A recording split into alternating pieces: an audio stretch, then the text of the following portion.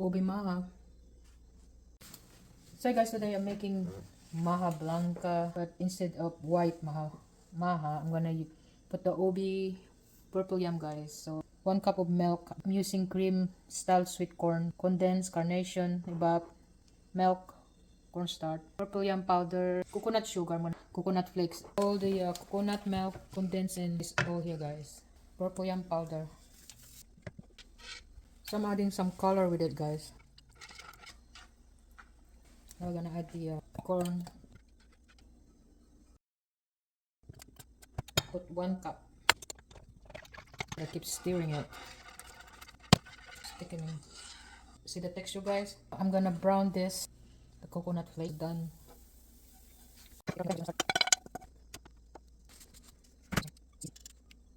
And there's our ubi maha.